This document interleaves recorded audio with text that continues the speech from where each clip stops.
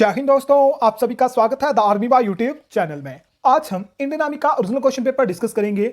Soldier treatment 10th base का original question paper आपका होगा जो कि मुजफ्फरपुर थाना सेंटर में हुआ था। पूरे 50 क्वेश्चन आज हम डिस्कस करेंगे, जिसमें आज जो आपके लिए टारगेट रहेगा 40 क्वेश्चन का टारगेट रहेगा। याद रखें, हमेशा आपके ट्रेडमैन का जो क्वेश्चन पेपर होता है उसमें आपका लेवल जो होता है थोड़ा हाई रहता है। इस लेवल के क्वेश्चन जो है अब आपको जीडी में देखने को मिल रहे हैं। याद रखें, ये वीडियो आर्मी के सभी ट्रेड के लिए इंपोर्टेंट रहेगी। जीके सेक्शन, आपका मैथ का सेक्शन और साइंस का सेक्शन, ये सभी क्वेश्चन आपके एग्जाम के लिए मोस्ट इंपोर्टेंट रहने वाले हैं। यहां से कोई ना कोई क्वेश्चन आपको रिपीटेड देखने को मिलेगा 25 जुलाई वाले एग्जाम में। चलिए पूरे 50 क्वेश्चन डिस्कस करेंगे, जिसमें सेक्शन ए आपका होगा जीके का यानी सामान्य ज्ञान का। पहला क्वेश्चन आपके सामने बहुत सिंपल सा क्वेश्चन है डैश विश्व का सबसे बड़ा पक्षी है। The largest bird in the world is. Option आपके सामने, जल्दी से आंसर बताइए, सही आंसर क्या रहेगा। विश्व का सबसे बड़ा पक्षी कौन सा है? बिल्कुल से ऑप्शन नंबर 20 का राइट आंसर रहेगा शतुरमुर्ग जो होता है आपका, या फिर ऑस्ट्रिच जो होता है, ये विश्व का सबसे बड़ा पक्षी होता है। क्वेश्चन नंबर 2 इंपोर्टेंट है, बिजली के बल्ब में प्रयोग होने वाला फिलामेंट डैश का बना होता है। An electric bulb has a filament made up. Option आपके सामने, जल्दी से बताइए, सही आंसर क्या रहेगा। बिजली के बल्ब में किस फिलामेंट का प्रयोग किया जाता है? तो टंगस्टन का प्रयोग किया जाता है, यानी ऑप्शन नंबर 20 का राइट रहेगा। क्वेश्चन आंसर जो है साथ में मैच करते रहें, ये क्वेश्चन आपके एग्जाम में मोस्ट इंपोर्टेंट आएंगे, यहां से क्वेश्चन आपको देखने को मिलेंगे। क्वेश्चन नंबर 3 है, 1994 में दक्षिण अफ्रीका के पहले शाम वर्ग के राष्ट्रपति बनने वाले कौन थे? Who become the first black president of South Africa in 1994? Option आपके सामने है। राइट आंसर रहेगा option number B, Nelson Mandela जो थे ये 1994 में जो है दक्षिण अफ्रीका के पहले क्या थे? पहले काले राष्ट्रपति थे। याद रखें, नेल्सन मंडेला को दूसरे भारतीय थे जिन्हें जो है दूसरे विदेशी भारतीय थे, ठीक है, दूसरे विदेशी थे जिन्हें जो है भारत रत्न से सम्मानित किया गया था। कब? 1990 के आसपास जो है इन्हें भारत रत्न से भी सम्मानित किया जा चुका है। क्वेश्चन नंबर 4 है, पूर्व प्रधानमंत्री इंदिरा गांधी के अनुरोध पर राष्ट्रपति ने आपातकाल की घोषणा कब करी थी? यानी इंदिरा गांधी जो आपकी प्रधानमंत्री थी उस समय, इनके अनुरोध पर राष्ट्रपति ने आपातकाल की घोषणा कब करी थी? When did the president declare the emergency on the request of ex prime minister Indira Gandhi? Option आपके सामने है। यह क्वेश्चन इंपोर्टेंट है, यह क्वेश्चन थोड़ा हाई लेवल का पूछा जा चुका है, तो यहां सही आंसर रहेगा ऑप्शन नंबर बी, 25 जून 1975 को, ठीक है, 25 जून 1975 को जो है इंदिरा गांधी के अनुरोध पर राष्ट्रपति ने आपातकाल की घोषणा करी थी। क्वेश्चन नंबर 5 है, 1857 का विद्रोह या फिर आंदोलन जो था यह किस स्थान पर आरंभ हुआ था? 1857 की क्रांति जो शुरू हुई थी यह किस स्थान पर शुरू हुई थी? बिल्कुल से ऑप्शन नंबर डी का राइट आंसर रहेगा मेरठ में, या मेरठ में आपकी शुरू हुई थी। क्वेश्चन नंबर 6 है, निम्नलिखित में से कौन सा विकल्प बाघ आरक्षित क्षेत्र परियोजना के साथ सही रूप में सम्मिलित नहीं है? यानी आपको बताना है विच of the following not mature, ठीक है, with is a tiger reserve. Option आपके हैं वाल्मीकि, हजारीबाग, पेंच, गढ़वाल, सारिस्का, अलवर, नागार्जुन सागर, श्री सेलम। जल्दी से बताइए, क्वेश्चन मोस्ट इंपोर्टेंट है। यहां से सीधे आपके 4 क्या पूछे हुए हैं? टाइगर रिजर्व आपके क्षेत्र पूछे हुए हैं। यहां से सही आंसर क्या रहेगा? तो ऑप्शन नंबर 20 का राइट आंसर रहेगा पेंच गढ़वाल। पेंच जो है ये गढ़वाल में नहीं स्थित है, ठीक है। पेंच नेशनल पार्क जो है आपका कहां पर स्थित है? मध्य प्रदेश में आपका स्थित है। नेक्स्ट क्वेश्चन आपका आता है, द्विज इन्हें कहा जाता है। हु इज कॉल्ड दी द्विजा? ऑप्शन आपके सामने है। द्विज जो होते हैं ये क्या आपके होते हैं? तो याद रखें, जब आपकी स्थापना हो रही थी या फिर जो आपके हिस्ट्री में जाके देखेंगे तो द्विज जो होते हैं उच्च शैली के, ठीक है, उच्च शैली के आपके होते हैं, जिसमें आपके कौन आते हैं? इसमें आपके ब्राह्मण होते हैं, ठीक है, आपके ब्राह्मण होते हैं, क्षत्रिय होते हैं और वैश्य होते हैं, ठीक है। ब्राह्मण होते हैं, क्षत्रिय होते हैं और वैश्य आपके होते हैं। ऑप्शन नंबर 20 का राइट आंसर रहेगा क्षत्रिय, ब्राह्मण और वैश्य जो होते हैं इन्हें क्या कहा जाता है? इन्हें द्विज कहा जाता है।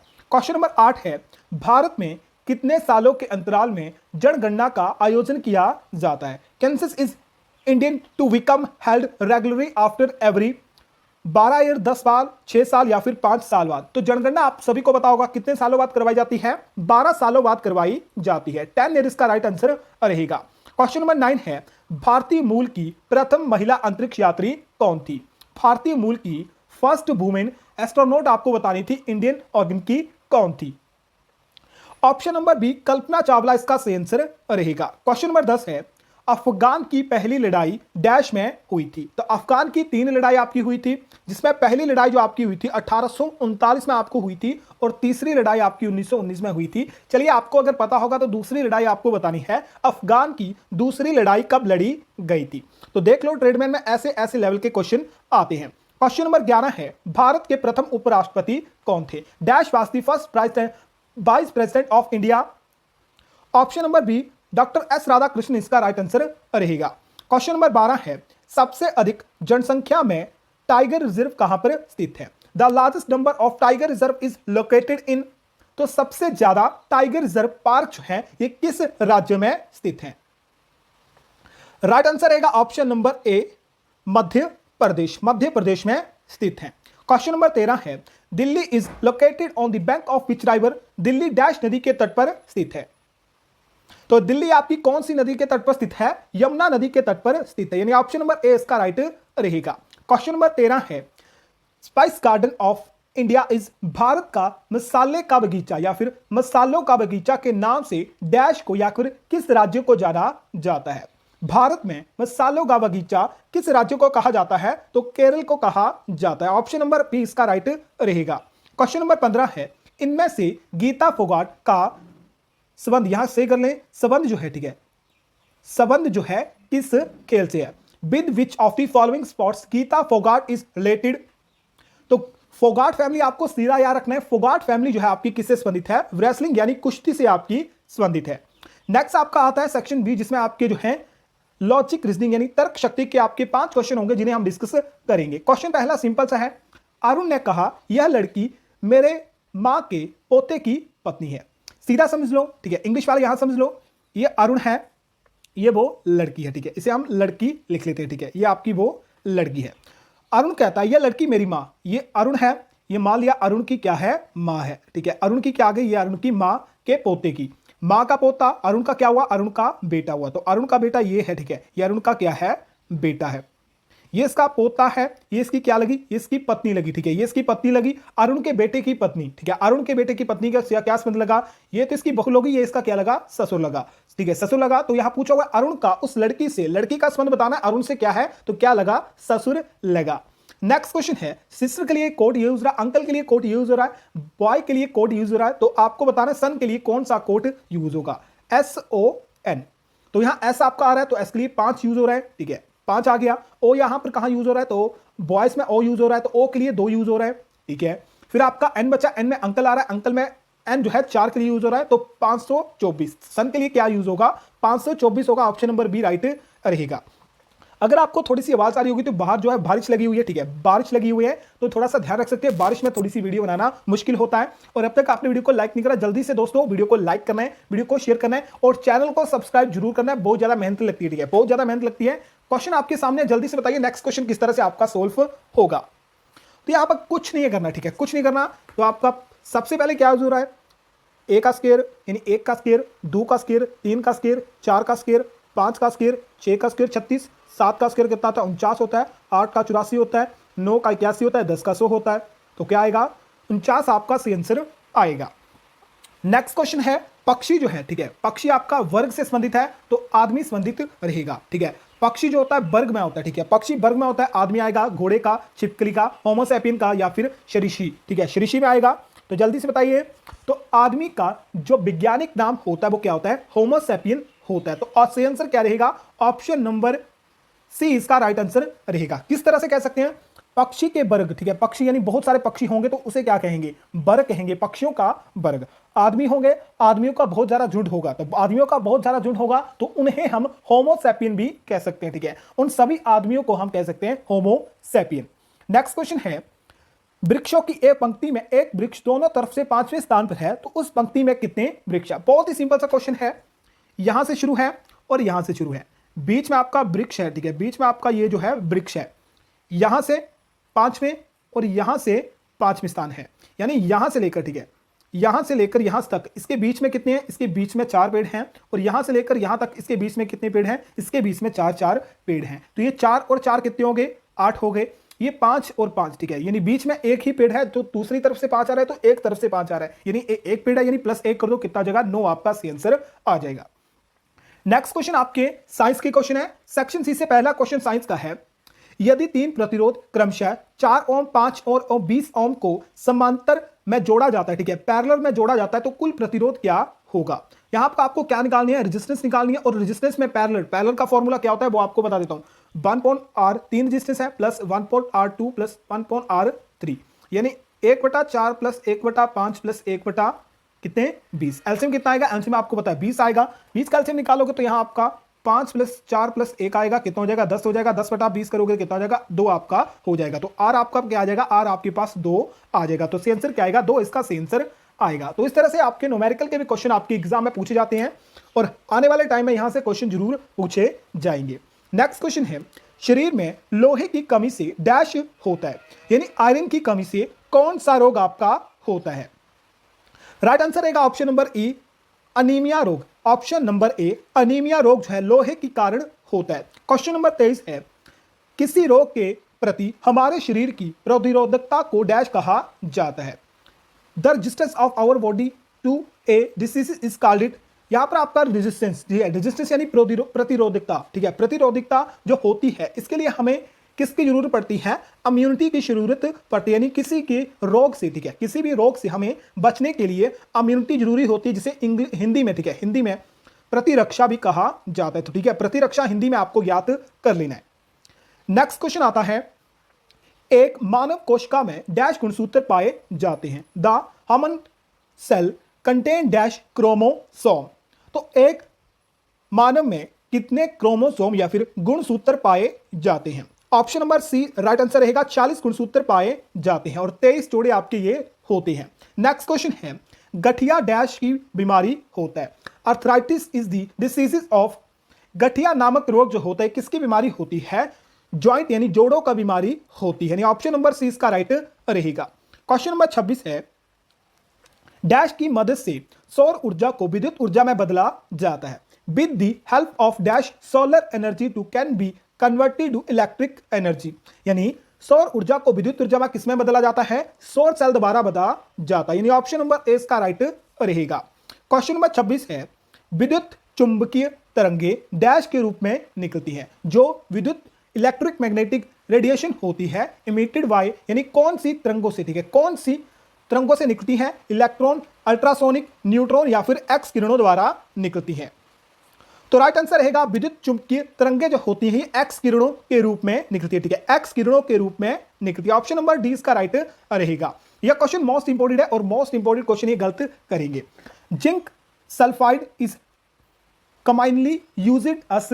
जस्ता और गंधक का यौगिक मुख्यतः डैश के प्रयोग में होता है। जस्ता और गंधक होता है, इसका यौगिक जो होता है इसे डैश के प्रयोग में किया जाता है। तो किसके प्रयोग में किया जाता है, तो ऑप्शन नंबर डी इसका राइट आंसर रहेगा, रोडेंटिसाइड। रोडेंटिसाइड में प्रयोग किया जाता है।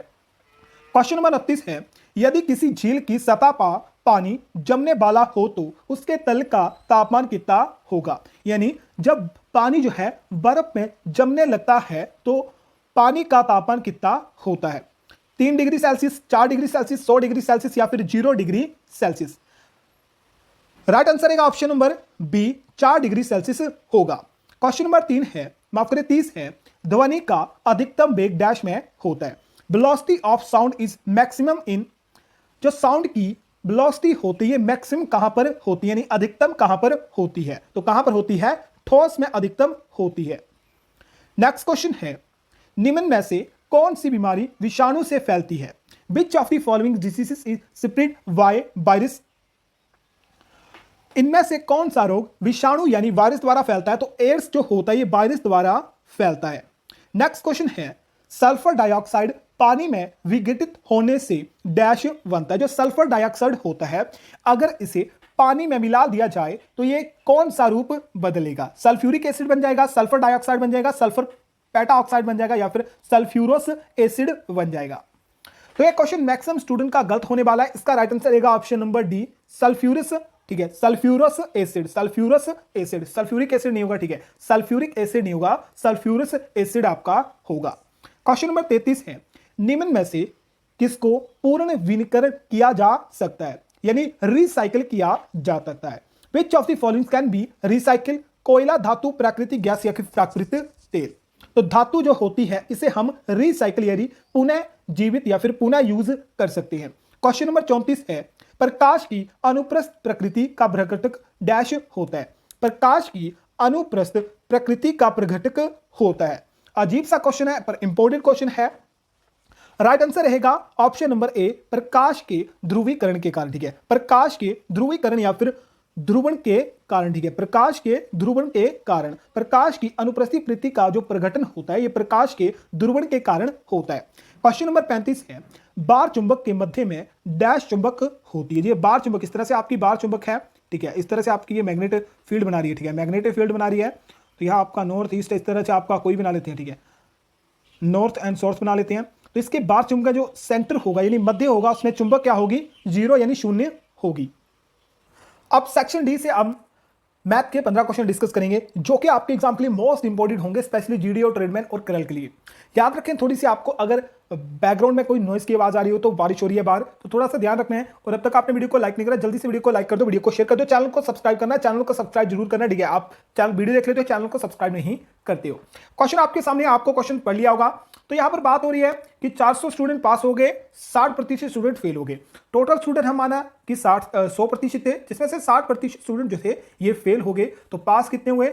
40% स्टूडेंट आपके पास हुए। ये 40 किसके बराबर है? 400 के बराबर है। 1% निकालोगे तो 400/40 आ जाएगा। ठीक है, 40 आ जाएगा। टोटल स्टूडेंट बोलोगे। ठीक है, टोटल कितने स्टूडेंट थे? तो गुणा 100 कर दो, टोटल स्टूडेंट आपके निकल गए। 0 से 0 कटा, यहां 10 आ गया। 10 से गुणा 100 करो, कितना आ जाएगा? 1000 आपका आ जाएगा। तो टोटल कितने थे? 1000 स्टूडेंट थे आपके एक क्लास में। यहां पर बोला हुआ सॉल्व करिए 15 का स्क्वायर। तो सिंपल सा है, आपको मैंने हर बार बोला हुआ है 1 से लेकर 30 तक। ठीक है, 1 से लेकर 30 तक आपके स्क्वायर, और 1 से लेकर 30 तक अगर रूट, ठीक है, या फिर क्यूब याद कर लोगे तो आपको ये क्वेश्चन सीधा जो है 1 सेकंड में निकाल दोगे। तो किसका क्या आंसर होगा? 225 इसका सही आंसर रहेगा। अब नेक्स्ट क्वेश्चन देखो, राम ने एक बैंक में 50,000 10% साधारण ब्याज की दर से 2 साल के बाद, ठीक है, दर से लिए तो 2 साल के बाद राम को बैंक को कितने रुपए देने पड़ेंगे? यानी उसने 50,000 उधार लिया 10% वार्षिक दर से। ठीक है, 10% की दर से 2 साल के लिए, तो कितने रुपए? ठीक है, टोटल अमाउंट कितना लौटाएगा? 50,000 मल्टीप्लाई 10 टाइम 2 है, गुबटा 100 काट दो, कितना आएगा? 5 दूनी 10। ठीक है, 5 दूनी 10, 2 0 गई, 1 2 और 1 0 और कैरी आ गई, यानी 10,000। ठीक है, 2 साल बाद जो है 50,000 पर उसे जो है 2 साल के लिए 10,000 साधारण ब्याज देना पड़ेगा। और साधारण ब्याज प्लस मूलधन प्लस कर दो तो कितना हो जाएगा? 60,000 आपका हो जाएगा। तो 60,000 टोटल आपको उसे देना पड़ेगा 2 साल बाद बैंक को। नेक्स्ट क्वेश्चन है, 41 से 80 तक की सभी सम संख्याओं का योग क्या होगा? यहां से आपको थोड़ा सा कंफ्यूजन होगा। सबसे पहले तो आपको जो है 1 से लेकर 40 तक की सम संख्या का योग निकालो, फिर जो है आपको 1 से लेकर, ठीक है, फिर आपको 1 से लेकर 80 तक का निकालना पड़ेगा। फिर 1 से लेकर 80 का जो भी आएगा उसे माइनस कर दो 1 से लेकर 80 तक। इसमें फॉर्मूला कौन सा लगेगा? इसमें फॉर्मूला लगेगा n/2 इंटू n/2 प्लस 1, यानी 40/2। ये कितना आ जाएगा? ये आपका, ये आ जाएगा आपका 42/2। ये आपका 20 आया, ये आपका 21 आया। 21 मल्टीप्लाई करोगे 0 2 2 दूनी 4, 420। यहां भी आपका 80/2 आएगा और 82/2 आएगा। यहां से कटा 40, यहां से कटा 41। ठीक है, 41। ठीक है, 1 0 कैरी आ गया, 4 4 चौके 16, तो 1600 में, ठीक है, 1600 में 420 माइनस कर दो, कितना होता है आपका? 1220 आपका आएगा। तो राइट आंसर क्या है? 1220 है। तो करने में ज्यादा टाइम नहीं लगा, ऐसे ही क्वेश्चन आपको करवाऊंगा। नेक्स्ट क्वेश्चन है, ए और बी मिलकर किसी कार्य को 4 दिन में पूरा करते हैं। यदि ए उसी कार्य को अकेला 6 दिन में पूरा करता या कर सकता है तो बी उस कार्य को कितने दिन में पूरा करेगा? क्वेश्चन पढ़ लिया, अब जल्दी से सॉल्व करते हैं, जल्दी से सॉल्व करते हैं। यहां पर बोल रहा है ए और बी किसी कार्य को कितने दिन में? 4 में। बी उसी कार्य को, या फिर ए उसी कार्य को कितने दिन में? 6 दिन में कर रहा है। टोटल एलसीएम आएगा, यानी टोटल कार्य आपका 12 आएगा। ए और बी एक दिन में कितना कार्य करेंगे? 4 या 12 या 3 काम करेंगे।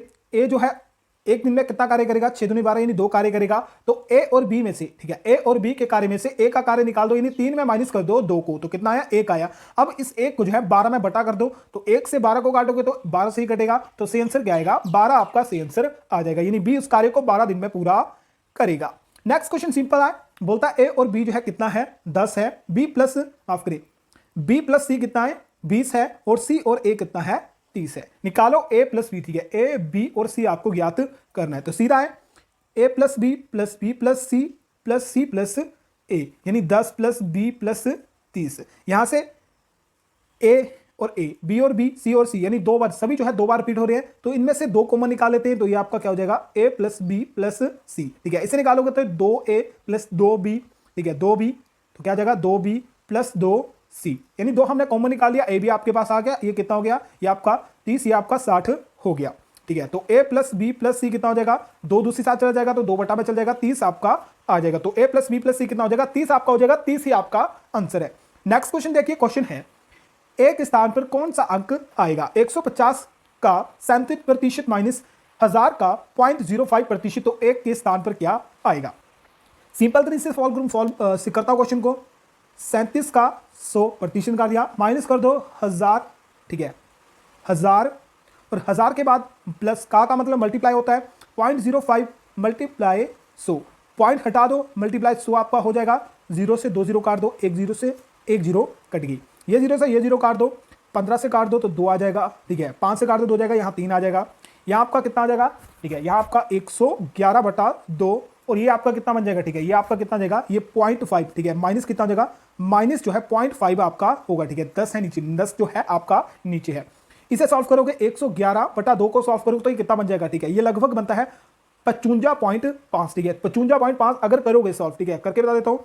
111/2, 5 दूनी 10, ठीक है, 5 दूनी 10, एक कैरी, 5 दूनी 10, एक कैरी, ठीक है, फिर आएगा आपका एक कैरी आ जाएगा, फिर पॉइंट आएगा तो 1 0 आ जाएगी, 5 दूनी 10, आपका टोटल कट गया, तो 55, ठीक है, 55.5 माइनस 0.5, तो कितना आ जाएगा 55 आपका सही आंसर आ जाएगा।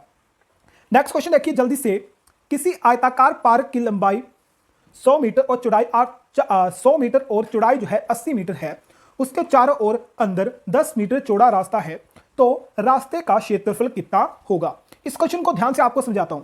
ये एक बड़ा सा, ठीक है, बड़ा सा है और उसके बीच एक 10-10 मीटर का, यहां भी 10 है, यहां भी 10 है, यहां भी 10 है और यहां भी 10 है, ठीक है। तो ये आपका कितना है, ये मान लेते हैं ये आपका 100 मीटर है, ये कितना है 80 मीटर है। अब बीच वाला रास्ता जो है, ठीक है, ये बीच वाला रास्ता आपका 10-10 है चारों तरफ से, ठीक है, चारों तरफ से 10-10 है, तो ये बीच वाला रास्ता आपको ज्ञात करना है, ठीक है। तो सबसे पहले आपको ज्ञात करना पड़ेगा ये बाहर वाला आयताकार, ठीक है, इसका परिधि ज्ञात करनी पड़ेगी, और बीच वाला जो आयताकार, ठीक है, जो बीच वाला आयताकार बन रहा है उसका आपको जो है क्षेत्रफल ज्ञात करना पड़ेगा। तो यहां से आप दो तरीकों से निकाल सकते हो, यहां से आपका 80 है, यहां पर आपका 100 है, तो यहां से 10 माइनस करो, यहां से 10 माइनस करो, यानी 20 माइनस करोगे 100 में तो कितना हो गया, ये आपका 80, यानी अंदर वाला ये कितना हो जाएगा 80 मीटर हो जाएगा। अब यहां 80 है, ये साइड जो है आपकी 80 है, इसमें भी 10 माइनस करो और एक और 10 माइनस करो तो कितना आ जाएगा 60 आपका आ जाएगा। तो ये दोनों तरफ से आपका क्या गया, एक बीच वाला आयत जो है, ठीक है, एक बीच वाला आयत जिसकी भुजा जो है, ठीक है, जिसकी लंबाई जो है 100 है और चौड़ाई 80 है, और अंदर वाली जो भुजा है उसकी लंबाई 80 है और चौड़ाई जो है 60 है। तो दो भुजाएं ज्ञात करनी पड़ेगी बाहर वाली में से, ठीक है, बाहर वाली में से अंदर वाली माइनस कर दोगे तो आपके पास जो है इसका क्षेत्रफल ज्ञात हो जाएगा। और इसके लिए फॉर्मूला जो आपका होता है कौन सा होता है जल्दी से बताइए, ठीक है, इसलिए फॉर्मूला कौन सा लगेगा, इसके लिए आपका फॉर्मूला लगेगा L मल्टीप्लाई B, ठीक है, L मल्टीप्लाई यानी आयत का आपको क्षेत्रफल निकालना पड़ेगा, लंबाई गुना चौड़ाई, यानी 100 गुना 80 कर दो, कितना हो जाएगा 8000 हो जाएगा। ये 8000 किसका क्षेत्रफल है, ठीक है, 8000 जो है बाहर वाले आयताकार का क्षेत्रफल है। अब अंदर वाले का निकालते हैं, ठीक है, ये पहला ये बड़ा है, ठीक है, ये बड़ा वाला आयताकार है और छोटा वाला आयताकार है। L मल्टीप्लाई यानी 80 गुना 60 करोगे, ठीक है, यानी 2 0 कैरी आ जाएगी, 8 छिके कितने होते हैं, ठीक है, जल्दी से 8 छिके 48, ठीक है। तो अंदर वाले का क्षेत्रफल कितना है 48 और बाहर वाले का कितना है 8000 है, यानी आपका जो रास्ता है उसका क्षेत्रफल किसमें ऐड में है, ठीक है, उसका क्षेत्रफल जो है किसमें ऐड है, बड़े वाले में ऐड है। तो 8000 में माइनस कर दो 4800, तो कितना आ जाएगा 3200 जो है आपका सही आंसर आ जाएगा। तो रास्ते का क्षेत्रफल कितना होगा 3200 मीटर स्क्वायर आपका होगा। नेक्स्ट क्वेश्चन देखते हैं, क्वेश्चन नंबर 44 है, यदि मूलधन 3000 हो, दर 5% समय 2 वर्ष हो, तो साधारण ब्याज, जल्दी से करो, 3000 5 मल्टीप्लाई 2/100, 2 0 से 2 0 कोड़ी 5 दूनी 10 मल्टीप्लाई 30 कितना हो जाएगा 300 आपका सही आंसर आ जाएगा। कितना 300 आपका सही आंसर आ जाएगा। सॉल्व कीजिए, 81 810, यानी 81 को मल्टीप्लाई करोगे 10 से तो कितना हो जाता है 810 हो जाता है। इसी तरह 1 को मल्टीप्लाई करोगे 10 से तो कितना हो जाता है 10 आपका हो जाता है। तो आंसर आपके सामने है। नेक्स्ट क्वेश्चन है, एक वृत्त की परिधि 88 मीटर है तो उसकी त्रिज्या क्या होगी। एक वृत्त की परिधि कितनी है 88 मीटर है और प्रीति का फॉर्मूला क्या होता है 2πr, ठीक है 2πr। प्रीति कितनी है 88 है, 88 मल्टीप्लाई 2/22/7/r, आर हमें ज्ञात करना है यानी त्रिज्या। यहाँ आपका 7 मल्टीप्लाई हो जाएगा 2 गुणा 22, 22 से कटा 44, 44 से आपका 22 कट जाएगा, 2 से 7 दूनी कितनी होती है 14 होते हैं, तो आर कितना आ गया, आर आपके पास 14 आ गया।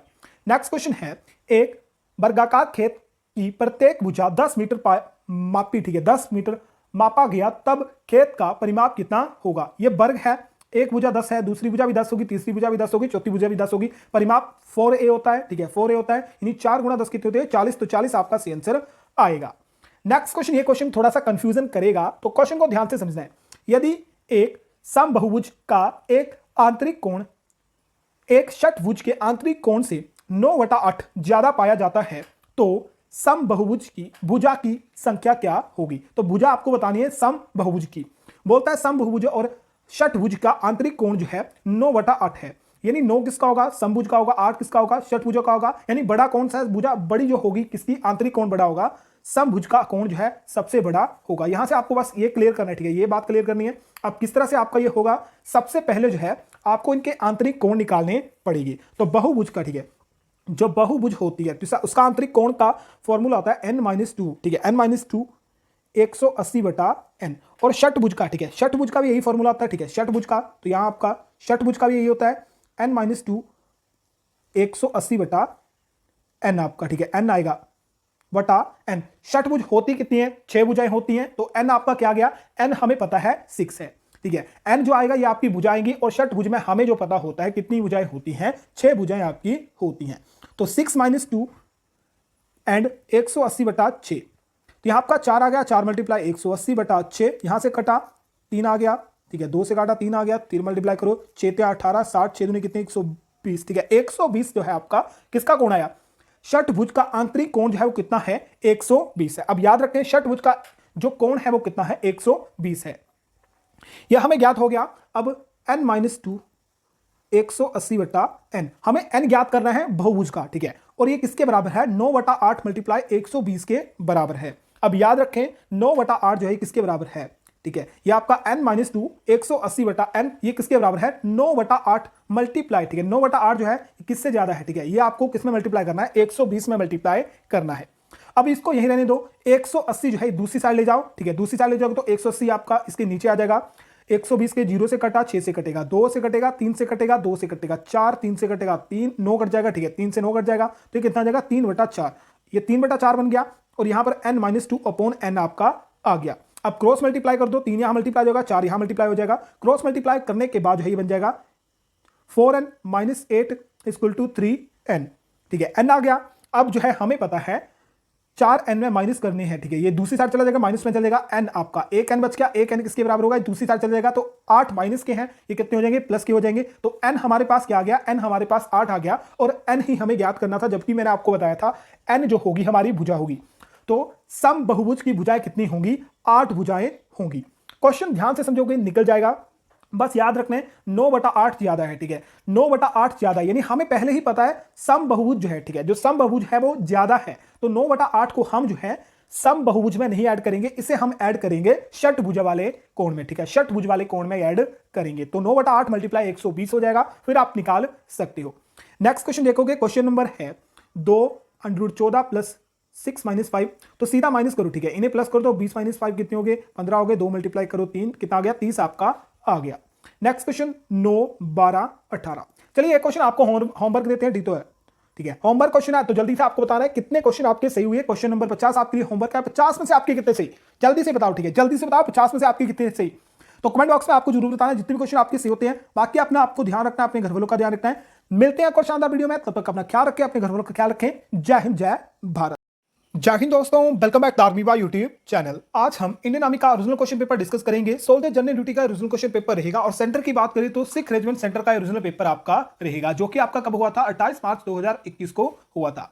इस पेपर में आपको कुछ जो है हाई लेवल के क्वेश्चन देखने को मिल जाएंगे। अभी तक आपने हाई लेवल के इस लेवल के क्वेश्चन नहीं पढ़े हैं, तो यहां से आपके रिलेटेड जितने भी क्वेश्चन बनेंगे उन्हें आपको एक बार चेक कर लेना है। चलिए आपके लिए 50 क्वेश्चन का ये टेस्ट रहेगा। आपके लिए जो आज टारगेट रहेगा 40 क्वेश्चन का आपके लिए आज टारगेट रहेगा, तो सभी क्वेश्चन आपको ध्यान से देखने हैं। चलिए स्टार्ट करते हैं सबसे पहले सेक्शन से। पहला सेक्शन आपका रहेगा जनरल नॉलेज का। पहला क्वेश्चन है दिल्ली की प्रथम महिला शासक कौन थी? Who was the first women ruler of India, माफ करें, ऑफ दिल्ली? ऑप्शन आपके सामने, ऑप्शन डिस्कस नहीं करेंगे। तो इसका सही आंसर रहेगा ऑप्शन नंबर ए, रजिया सुल्ताना। सुल्ताना रजिया या फिर रजिया सुल्ताना जो थी दिल्ली की पहली महिला शासक थी। क्वेश्चन नंबर 2 है, राज्यसभा के सदस्य का कार्यकाल कितने वर्षों का होता है? जो राज्यसभा का सदस्य होता है उसका कार्यकाल कितने वर्ष का होता है? How many year is the term of A member of Rajya Sabha? बिल्कुल से ऑप्शन नंबर ए इसका राइट आंसर रहेगा, 6 वर्ष का कार्यकाल होता है। क्वेश्चन नंबर 3 आपके सामने है, भारत की सबसे बड़ी सिंचाई नहर कौन सी है? भारत की सबसे बड़ी सिंचाई नहर कौन सी है? क्वेश्चन पूछ सकता है सबसे बड़ी और सबसे लंबी सिंचाई नहर कौन सी है, तो दोनों आंसर आपके सेम रहेंगे, option number C, Indira Gandhi नहर। क्वेश्चन नंबर 4 है, निम्नलिखित में से कौन सा राज्य बुद्ध के जीवन से जुड़ा है? यानी महात्मा बुद्ध के जीवन से कौन सा राज्य जो है जुड़ा हुआ है? ऑप्शन आपके सामने है, गांधार, कौशल, मगध या फिर अवधी। तो यहां पर याद रखना आपको, आपका ऑप्शन नंबर ए और ऑप्शन नंबर बी, गांधार और कौशल, ये दोनों के दोनों राज्य जो है आपके महात्मा बुद्ध से जुड़े हुए हैं। अब एग्जामिनर ने कौन सी बुक से डाला था क्वेश्चन, उस पर यह डिपेंड करता है। क्वेश्चन नंबर 5 आपके सामने है, किस बैंक का मुख्यालय मणिपाल कर्नाटक में स्थित है? यह क्वेश्चन थोड़ा सा मिसप्रिंटिंग का, पर अब इसे मैंने सही कर दिया है। क्वेश्चन आपके सामने है, the headquarter of which bank is located in Manipal Karnataka? Option आपके सामने है, तो इसका सही आंसर रहेगा ऑप्शन नंबर ए, right answer, syndicate bank. Syndicate bank का मुख्यालय जो है आपका कर्नाटक के मणिपाल में स्थित है। क्वेश्चन नंबर 6 आपके सामने है, निम्नलिखित में से धौलाधार पर्वतमाला की मशहूर जनजाति का नाम बताइए। अब धौलाधार पर्वतमाला आपकी मैक्सिमम जो पड़ती है हिमाचल में पड़ती है और भी राज्यों में आपकी पड़ती है, तो धौलाधार पर्वत पर कौन सी जनजाति आपकी रहती है? थारू, लेपचा, अवोर या फिर गद्दी? तो हिमाचल वाले के लिए इसमें थोड़ा सा डाउट नहीं रहेगा, तो इसका सही आंसर रहेगा ऑप्शन नंबर डी, गद्दी जनजाति। गद्दी जनजाति जो है धौलाधार पर्वत पर पाई जाती है, स्पेशली हिमाचल के चंबा में। क्वेश्चन नंबर 7 है, मीनावक्कम अंतरराष्ट्रीय हवाई अड्डा कहां पर स्थित है? Where is the Meenambakkam International Airport? Option आपके सामने है, बिल्कुल सही दोस्तों, ऑप्शन नंबर ए इसका राइट आंसर रहेगा, चेन्नई में स्थित है। क्वेश्चन नंबर 8 है, 1893 के शिकागो में हुए, ठीक है, शिकागो में हुए विश्व धर्म सभा में किसे एक प्रभावशाली हिंदू के रूप में सराहा गया था? तो 1893 में आपका क्या हुआ था, विश्व धर्म सम्मेलन हुआ था, जिसमें भारत की तरफ जो है स्वामी विवेकानंद ने क्या करा था, भाग लिया था, और इन्हें जो है, ठीक है, प्रसिद्ध हिंदू सराहा गया था, या कह सकते हैं यहां से जो है, ठीक है, विश्व धर्म सम्मेलन 1893 के बाद जो है स्वामी विवेकानंद जो थे ये विश्व में प्रसिद्ध हो गए, ठीक है, विश्व में ये प्रसिद्ध हो गए थे। क्वेश्चन नंबर 9 देखते हैं, आर्द्रता को पूरे तौर पर ग्रहण करने के पश्चात हवा क्या कहलाती है? आर्द्रता को पूरे तौर पर ग्रहण करने के पश्चात हवा जो होती है क्या कहलाती है? ऑप्शन आपके सामने है, जल्दी से आंसर बताइए। इसका राइट आंसर रहेगा ऑप्शन नंबर सी, भरी हुई हवा, ठीक है, भरी हुई हवा जो होती है ये पूरी, ठीक है, पूरी तरह पश्चात हो जाती है। क्वेश्चन नंबर 10 है, लाल बहादुर शास्त्री राष्ट्रीय शासन एकेडमी कहां पर स्थित है? लाल बहादुर शास्त्री राष्ट्रीय शासन एकेडमी कहां पर स्थित है? ऑप्शन आपके सामने है, बिल्कुल से ऑप्शन नंबर 20 का राइट आंसर रहेगा, मसूरी कहां पर स्थित है? मसूरी उत्तराखंड में स्थित है। क्वेश्चन नंबर 11 है, भारत का सबसे महत्वपूर्ण यूरेनियम खाद कहां पर स्थित है? भारत की सबसे महत्वपूर्ण यूरेनियम खदान जो है कहां पर स्थित है? इसका राइट आंसर रहेगा ऑप्शन नंबर सी, जादूगोड़ा में। क्वेश्चन नंबर 12 है, भूमध्य रेखा डैश डिग्री माध्यान्ह पर स्थित है? जो भूमध्य रेखा है ये कितनी डिग्री पर स्थित है? राइट आंसर रहेगा ऑप्शन नंबर सी, 0 डिग्री स्थित है।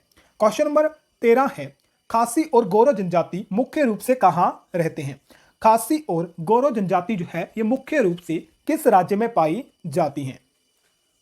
बिल्कुल से ऑप्शन नंबर ए इसका राइट आंसर रहेगा, मेघालय राज्य में पाई जाती हैं।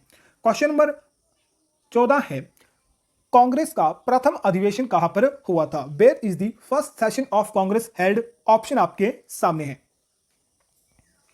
इसका राइट आंसर रहेगा ऑप्शन नंबर डी, मुंबई यानी बंबई में। तो स्थापना कब हुई थी? 1885 में जो है कांग्रेस की स्थापना हुई थी। इसका प्रथम अधिवेशन कहां पर हुआ था? मुंबई में हुआ था। क्वेश्चन नंबर 15 है, कंबाला एक पारंपरिक भैंस दौड़ का आयोजन किस राज्य में होता है? ठीक है, कंबाला जो है एक परंपरागत, ठीक है, परंपरागत एक भैंस दौड़ होती है, इसका आयोजन किस राज्य में किया जाता है? तमिलनाडु में, तेलंगाना में, कर्नाटक में या फिर केरल में? तो इसका राइट आंसर रहेगा ऑप्शन नंबर सी, कर्नाटक में होता है। क्वेश्चन नंबर, अब नेक्स्ट क्वेश्चन आपके आते हैं जनरल साइंस के यानी सेक्शन बी से। तो साइंस का पहला क्वेश्चन आपके सामने है, निम्नलिखित में से पहला गणना यंत्र कौन सा था? पहला गणना यंत्र कौन सा था? फर्स्ट काउंटिंग मशीन आपको बतानी है कौन सी थी।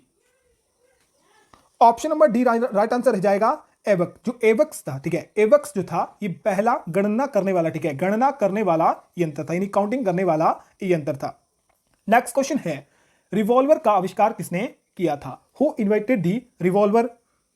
और अभी तक आपने वीडियो को लाइक नहीं करा, जल्दी से वीडियो को लाइक कर दो, वीडियो को शेयर कर दो। और साथ में आपको इंडियन आर्मी के किसी भी ओरिजिनल पेपर की पीडीएफ चाहिए होगी तो आप जो है thearmyboy.in, ठीक है, इस वेबसाइट पर जा सकते हो। यहां पर आपको सभी के सभी ओरिजिनल क्वेश्चन पेपर यहां पर देखने को मिल जाएगी, वहां से आप पीडीएफ भी डाउनलोड कर सकते हैं, ठीक है। याद रखें thearmyboy.in वेबसाइट पर जाकर जो है आप सभी के सभी ओरिजिनल क्वेश्चन पेपर डाउनलोड कर सकते हैं। तो जल्दी से इसका सही आंसर बताइए। क्वेश्चन नंबर 17 का सही आंसर क्या रहेगा? बिल्कुल सही दोस्तों, option number B, Samuel Colt. Samuel Colt द्वारा जो है रिवॉल्वर का आविष्कार किया गया था।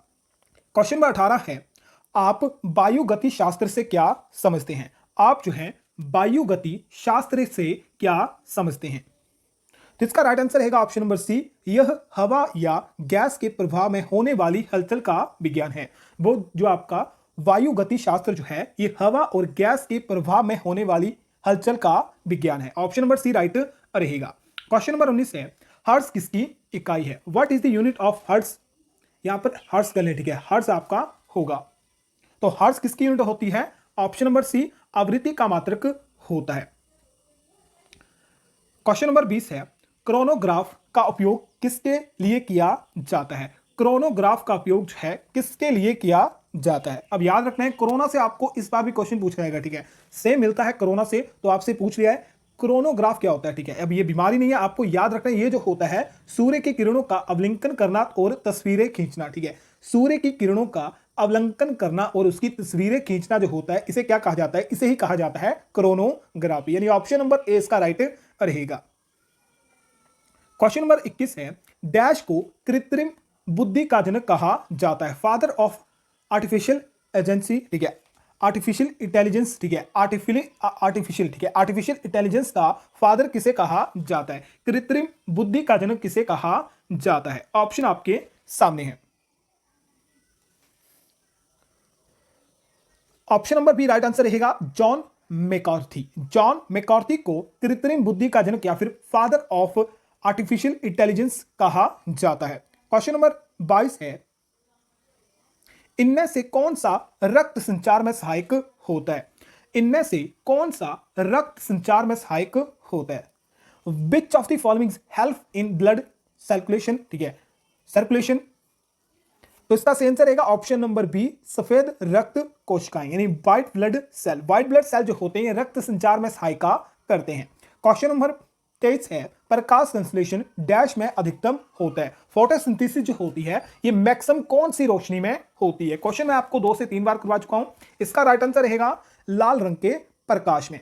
क्वेश्चन नंबर 24 है, टेरिस्टेरियल की दूरी मापने की कौन सी सही इकाई है? टेरिस्टेरियल जो होती है इसे मापने की कौन सी इकाई सही है, ठीक है। या फिर क्वेश्चन पूछ सकता है टेरिस्टेरियल इकाई जो है कि किसमें मापी जाती है? ये आपकी प्रकाश वर्ष में मापी जाती है, ऑप्शन नंबर ए इसका राइट रहेगा। क्वेश्चन नंबर 25 है, प्राथमिक ईंधन कौन सा होता है? Which is the primary fuel, petrol, charcoal, कोयला या इनमें से कोई नहीं? तो इसका राइट आंसर रह जाएगा ऑप्शन नंबर सी, कोयला जो होता है प्राथमिक ईंधन आपका होता है। क्वेश्चन नंबर 26 है, अधिक ऊंचाई वाले क्षेत्र में किस कारण नाक से खून बहना लगता है? यानी हम जब भी जो है अधिक ऊंचाई वाले स्थान पर जाएंगे तो हमारी नाक से खून किसके कारण बहता है? निम्न वायुमंडली के कारण, यानी लो एटमॉस्फेयर, ठीक है, एटमॉस्फेयर के कारण, यानी निम्न वायुमंडलीय दाब के कारण जो है वायुमंडल जो है कम हो जाता है, इसी कारण हमारे खून से नाक से खून बहना शुरू हो जाता है। ऑप्शन नंबर ए राइट रहेगा। क्वेश्चन नंबर 27 है, वनस्पति विज्ञान डैश का अध्ययन होता है? Botany is the study of, किसका अध्ययन होता है? प्लेनेट, यानी पौधों का अध्ययन होता है। क्वेश्चन नंबर 28 है, गन्ने या फिर चीनी का रासायनिक सूत्र क्या होता है? What is the chemical formula of sugar? तो शुगर का फॉर्मूला होता है C12 H22 और O11, यानी ऑप्शन नंबर 20 का राइट रहेगा। क्वेश्चन नंबर 29 है, तांबे का गलनांक कितने डिग्री सेल्सियस होता है? What is the melting point of copper in degree Celsius? Right answer रहेगा option number B, 1085 degree Celsius जो होता है तांबे का गलनांक होता है। क्वेश्चन नंबर 30 है, मुंह की पीएच का मान कितने से कम होने पर दांत का क्षय प्रारंभ हो जाता है? यानी मुंह का पीएच मान जो होता है कितने से कम हो जाएगा तो हमारे दांत जो है खराब होना शुरू हो जाएंगे। बिल्कुल से ऑप्शन नंबर सी, 5.5 से कम होना शुरू हो जाएंगे।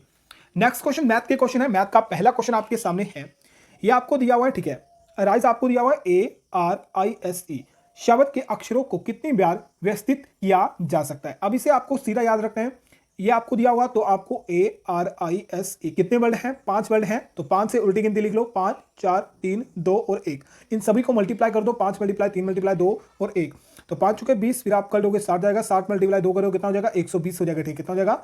120 आपका हो जाएगा। तो आपके पास आंसर क्या आ गया? 120 आपका आंसर आ गया।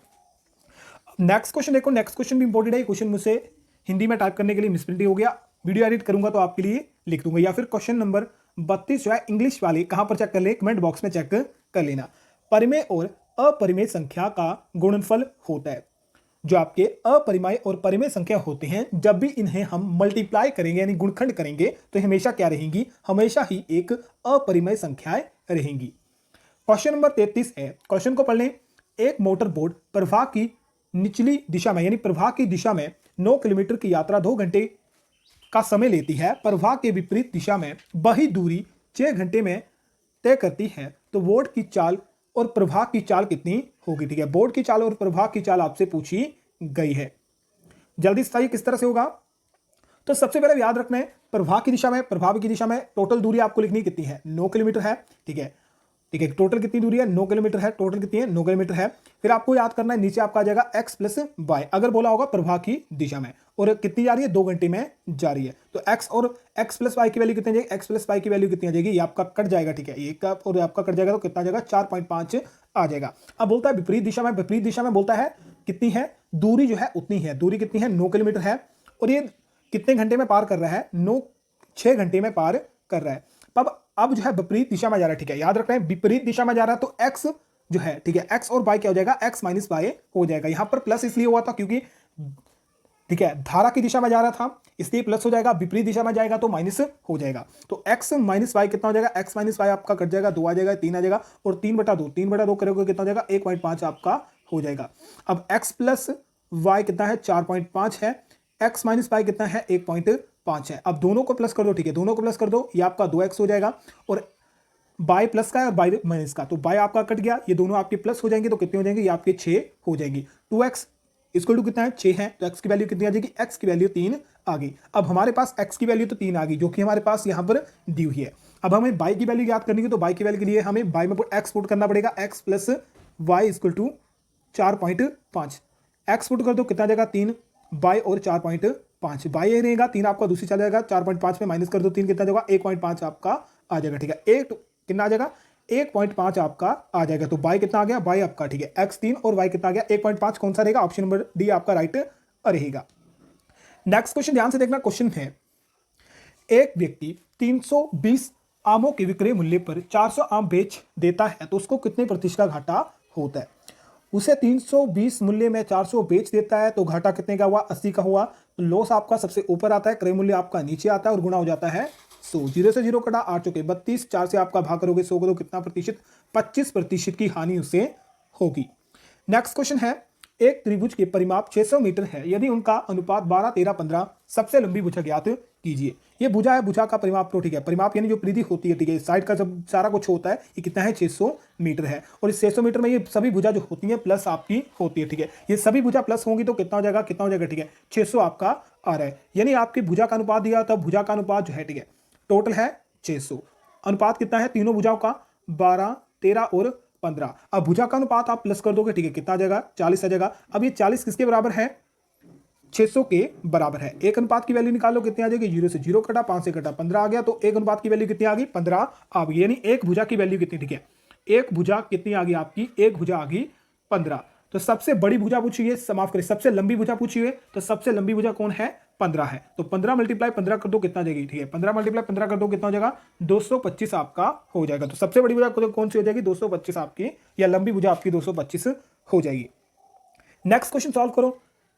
15 में प्लस कर दो, 600 कितना हो गया, 2100 हो गया। अब 2100 3% है, का मतलब ऑफ का मतलब होता है मल्टीप्लाई, नीचे आपका 100 आ गया, 0 से 0 कटा, ठीक है 0 से 0 आपका कटा, ये 0 से ये 0 कट गया, तो एक 0 कैरी, 3 और 6 कितना हो गया, 360 आपका हो गया, 360 आपका हो गया। यहाँ ऑप्शन में नहीं ऐड करा हुआ, यहाँ पर ऑप्शन नंबर बी आप ऐड कर लें। Next question, question number 37, English वाले ध्यान से पढ़ें। ए एंड बी, ए काम को 10 दिन और 15 दिन में पूरा करते हैं।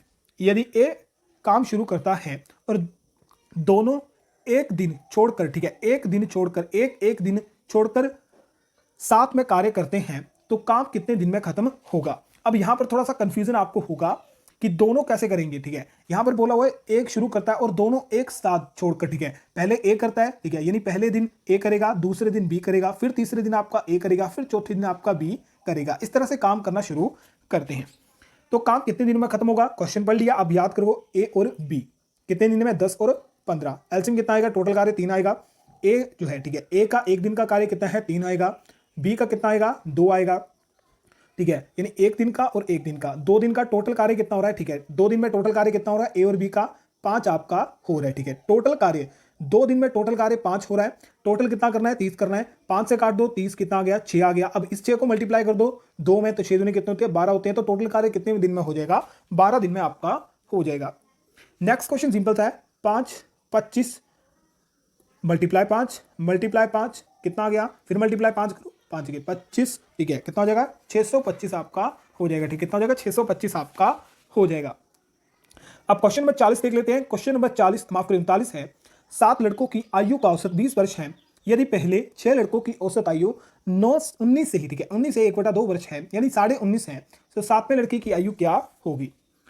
पढ़ लिया क्वेश्चन, करें तो यहां पर बोलता है 7 की कितनी है, 20 है, टोटल आयु 140, 6 की कितनी है, अब 19/2 को करोगे तो कितना हो जाएगा, 39/2 आपका हो जाएगा, और ये कितना हो जाएगा, 39/2 है, ठीक है यानी 2 की टोटल आयु कितनी हो जाएगी, 6 मल्टीप्लाई 39/2, यहाँ 2 से कटा 3 आ गया, 3 से मल्टीप्लाई कितना आ जाएगा, 117 आपका हो जाएगा। तो 6 लड़कों की टोटल आयु का योग कितना है, 117 है, कितना है 117 है। तो 107 की कितनी है, 140 है, ठीक है 7 की कितनी है, 140 है, 6 की कितनी है, 117 है, माइनस कर दो 140 में 117 कितना बचा, जल्दी से बताओ, 7 कटा 3, ठीक है 7 कैरी और 1 3, यहां से 2 कितना बचेगा, 2 बचेगा, कितना आ जाएगा 23 आपकी सही आंसर आ जाएगा। अब नेक्स्ट क्वेश्चन देखो, यहां पर थोड़ा सा ट्रिक लगानी पड़ेगी, किस तरह से होगा सॉल्व, जल्दी से करो। तो ये आपका सिंपल था सॉल्व होगा। उससे पहले आपने अभी तक वीडियो को लाइक नहीं करा, जल्दी से वीडियो को लाइक कर दो, वीडियो को शेयर कर दो, चैनल को सब्सक्राइब भी कर ले। तो ये देख क्वेश्चन आपका 2 टर्म से चलेगा, 31 25 19 और 13, -6 और -6, ठीक है इससे माइनस आपका पूछा हुआ नहीं है, तो ये आपका यहां से कट गया। अब 7 और 13 में क्या पॉजिटिव है, +6 हो रहे हैं, 13 माफ करिए 13 और 19 में क्या प्लस हो रहे हैं, +6 आपके हो रहे हैं। अब 19 में +6 करो कितने होते हैं, 25 होते हैं, तो क्या आएगा 25 आपका नेक्स्ट आएगा, यानी पहली वाली टर्म में माइनस हो रहे थे, दूसरी वाली टर्म में आपके प्लस हो रहे थे। 1599 को मिलीग्राम है, ठीक है 1599 मिलीग्राम है, इसे ग्राम में कन्वर्ट करना है, तो 1500 मिलीग्राम ग्राम में कन्वर्ट करना है, तो बटा कर दो 1000, ग्राम में कितने होते 1000, 2 बटा 1000 कर दो तो कितना आ जाएगा 0.589 आपका आ जाएगा। कौन सा ऑप्शन नंबर बी इसका सही रहेगा। नेक्स्ट क्वेश्चन पढ़ लें। एक बल्लेबाज 12वीं पारी में 63 रन बनाता है, जिसके बाद उसका रन औसत 2 बढ़ जाता है, तो 12वीं पारी के बाद उसका नया औसत क्या होगा। क्वेश्चन पढ़ लिया, करते हैं सॉल्व। बोलता है 12वीं पारी में 63 रन बनाता है, यानी 11 पारी में हम मान लेते हैं 11 पारी में उसके पास कितने रन थे, या उसकी औसत कितनी थी, x थी, ठीक है x थी, ठीक है टोटल कितनी थी, x थी, टोटल कितना हो जाएगा 11x हो जाएगा। अब 12वीं पारी का पता करना है, तो 12वीं पारी में आपको क्या करना पड़ेगा, ठीक है 11वीं पारी का प्लस जो उसने 12वीं पारी में रन बनाए थे कितने थे, 63 थे, ठीक है 63 थे। अब 11x क्या है, 11 पारियों का, ठीक है 11 पारियों का रन, 11x जो है आपका 11 पारियों के रन है, बटा टोटल पारियां कितनी थी, 12 पारियां थी। यहाँ पर आपका दूसरी साइड आपका औसत आता है, तो यहाँ पर औसत क्या आएगा, 11 पारियों का औसत कितना था, x था, ठीक है। 11 पारियों के बाद 12वीं पारी ने उससे 63 रन बनाए। उसके बाद बोलता है कि वृद्धि की कितनी की वृद्धि हो जाती है, 12वीं पारी में कितनी की वृद्धि हो जाती है, 2 की औसत, ठीक है, 2 औसत बढ़ जाती है तो +2 आपका हो जाएगा। 11वीं पारी में कितना था, ठीक है, 11 पारियों में x था, तो 12वीं पारी में कितना हो जाएगा, x + 2 आपका हो जाएगा। अब यहां तक आपको समझ आ गया होगा x + 2 कहां से आया और 11x कहां से आया। अब सिंपली 12 को यहां मल्टीप्लाई करो तो यह जगह 12x, ये कितना आ जाएगा, 24 आपका हो जाएगा। ये 11x है प्लस 63 बराबर है, 12x में से 11 माइनस करो तो x आ जाएगा, 63 में से 24 माइनस करो कितना आ जाएगा, 39 आपका हो जाएगा। अब ये हमारा आंसर नहीं है, फिर से याद रखें, x हमारे पास क्या था, x जो था हमारा पास, ठीक है, 11 पारियों का औसत कितनी थी, x थी, तो 11 पारियों का औसत कितना है, 39 है। 12वीं पारी में उसने 63 रन बनाए, वृद्धि कितनी की होगी, 2 की वृद्धि होगी, यानी कितना हो जाएगा, 39 + 2 हो जाएगा कितना, 41 आपका हो जाएगा। नेक्स्ट क्वेश्चन, दो संख्याओं का अंतर 2 है और उनके वर्गों का अंतर 28 है, तो उनका योग क्या होगा। यहां से अगर आप ध्यान से देखोगे तो आंसर आपके सामने है, ठीक है, कुछ करने की जरूरत नहीं है। सबसे पहले बोलता है क्या, दो संख्या मान लेते हैं a और b, ठीक है, a और b का अंतर, ठीक है, a माइनस और b का अंतर कितना है, 2 है। उनके वर्गों का अंतर यानी a का स्क्वायर माइनस b का स्क्वायर, अंतर यहां भी क्या बोल रहा है, यहां पर भी अंतर बोल रहा है कितना है, 28 है। अब a स्क्वायर b स्क्वायर आपको पता है क्या होता है, ठीक है, a स्क्वायर और b स्क्वायर क्या होता है, x, माफ करें, ये आपका होता है a + b into a minus b, ठीक है, a माइनस b, और आपको बोला क्या हुआ है, उनका योग क्या होगा, यानी a + b आपको ज्ञात करना है। तो यहां पर हमारे पास a + b ज्ञात हो रहा है और a माइनस b हमें दिया हुआ, ठीक है, a और माइनस b कितना है, 2 हमें पास दिया हुआ है। तो ये क्या हो जाएगा, अभी ध्यान से सुनिए, a स्क्वायर b स्क्वायर कितना है और ये कितना हो जाएगा, a + b into a minus b, ये कितना है, ये हमारे पास 28 है। a + b हमें ज्ञात करना है, a माइनस b कितना है, हमारे पास 2 है। अब ये 2 दूसरी साइड चला जाएगा, 2 बटा में चला गया, ये कितना आ जाएगा, 14 आपका आ गया। तो a + b हमारे पास बोला हुआ, यानी दोनों संख्या का योग कितना होगा, 14 आपका होगा, जो कि ऑप्शन नंबर डी में दिया गया है। नेक्स्ट क्वेश्चन बोलता है, यदि कोई घटना घटित नहीं हो सकती तो उसकी संभावना कितनी होगी, यानी कोई घटना हो ही नहीं सकती तो उसकी संभावना क्या होगी, उसकी संभावना होगी अंडा। नेक्स्ट क्वेश्चन है, एक बहुभुज के 4 विकर्ण हैं, माफ करिए 44 विकर्ण है, तो उसके भुजाओं की संख्या कितनी होगी। यह क्वेश्चन डिपेंड करता है आप किस तरह से करते हो, क्वेश्चन बहुत ही सिंपल सा है, ठीक है। किस तरह से होगा आपको बता देता हूं, इसका विकर्ण, ठीक है, बहुभुज के विकर्ण का सूत्र होता है n × n - 3/2, ठीक है, अपॉन 2।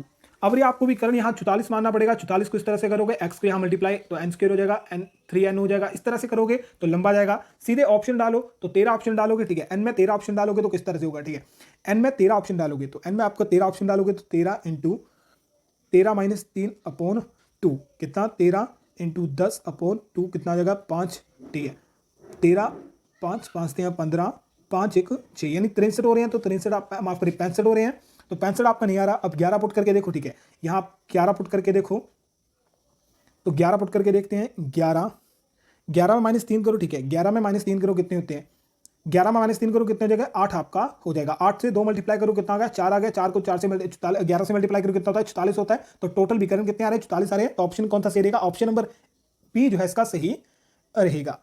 नेक्स्ट क्वेश्चन देखते हैं, रीजनिंग के क्वेश्चन है। रीजनिंग का सबसे पहला क्वेश्चन सेक्शन नंबर डी से, विषम चुनिए और आपको चुनना है पहिया, रेल, बस या फिर नाव। तो रेल, बस और नाव एक प्रकार के क्या हैं, बड़े इंजन और इनके अपना कैपेसिटी होती है। पहिया जो होता है, ठीक है, पहिया जो होता है ये एक प्रकार का छोटा सा पुर्जा आपका होता है, तो इसका क्या रहेगा, विषम, ऑप्शन नंबर ए विषम रहेगा।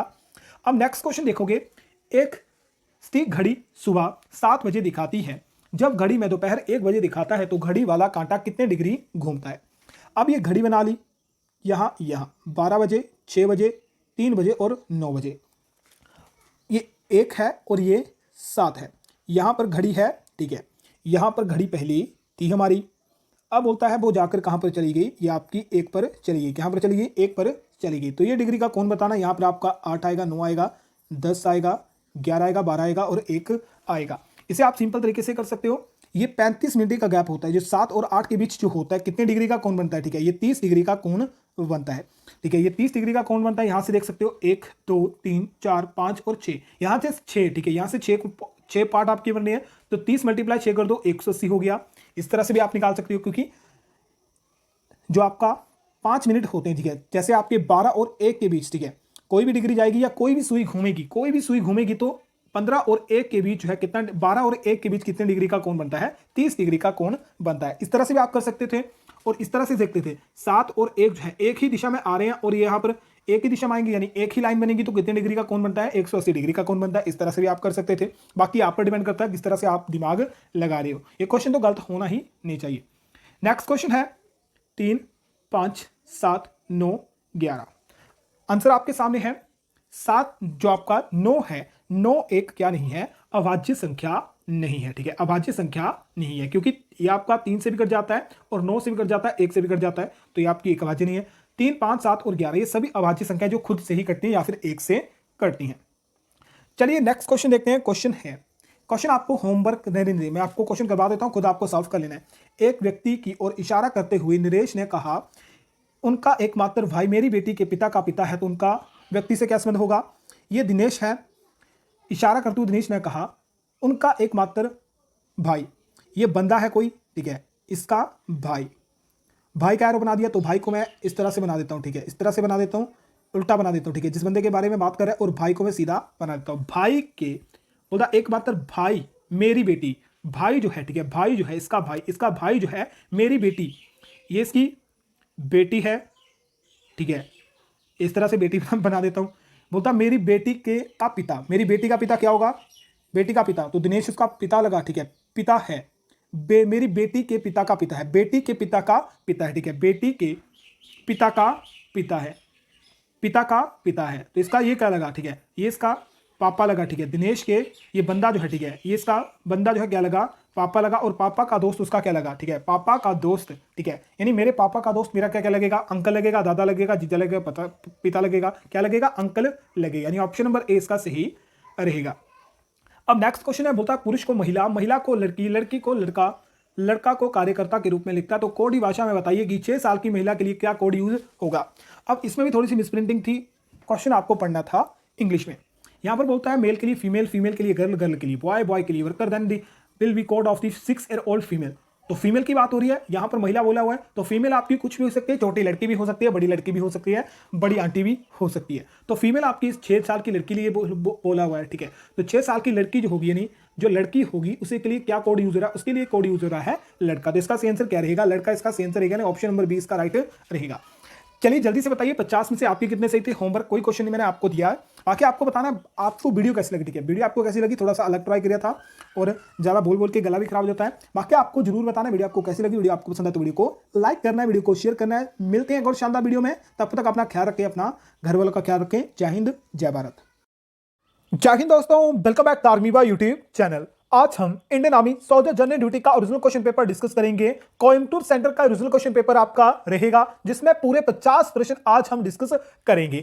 आपके लिए जो आज टारगेट रहेगा 40 क्वेश्चन का आपके लिए टारगेट रहेगा। इसमें आपको हाल लेवल के क्वेश्चन भी देखने को मिलेंगे। सभी क्वेश्चन आपके टाइप करे हुए हैं, तो ध्यान से आपको सभी क्वेश्चन को देखना है और सभी स्टूडेंट को जल्दी से वीडियो को लाइक कर देना है, वीडियो को शेयर कर देना, चैनल को सब्सक्राइब भी जरूर कर लेना है।